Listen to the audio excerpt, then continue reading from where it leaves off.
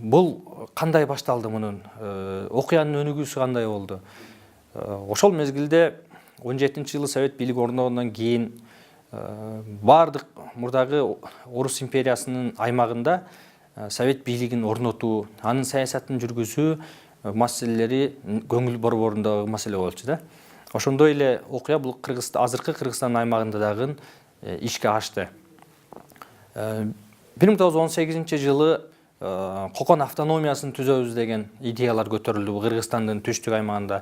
Ошол эле партиялар Алаш Ордо деген, Туран партиялары өздөрүнүн ишмердүүлүгүн жүргүзүп, биз өзүнчө Түркстан мамлекетин курабыз, мусулмандардын мамлекетин курабыз деген идеялар чыкты.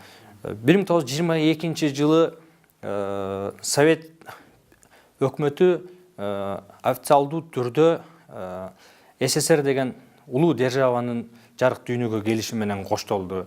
Басмачы деген сөз түрк тилинен басмак деген сөздөн алынат. Бул деген басып алуу,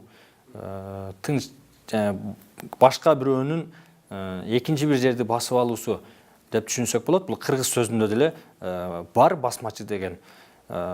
Ошол 20-кылымдын 20-30 жылдары кимди ким басып алды, кимдер ага каршы болду деген суроо бул көңүлдүн борборунда негизги маселе болуш керек.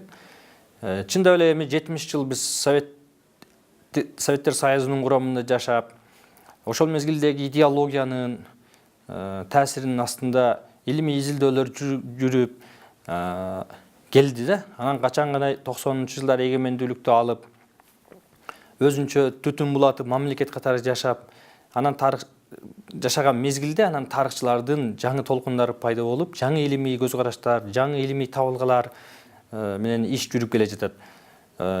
Эми мына 1916-жылдагы үркүн деген термин дагы кудду ушундай эле басмачы деген аталыш сыяктуу бүгүнкү күндө түрдүү пикирди, конфликтти жарата турган түшүнүктөр болуп атат.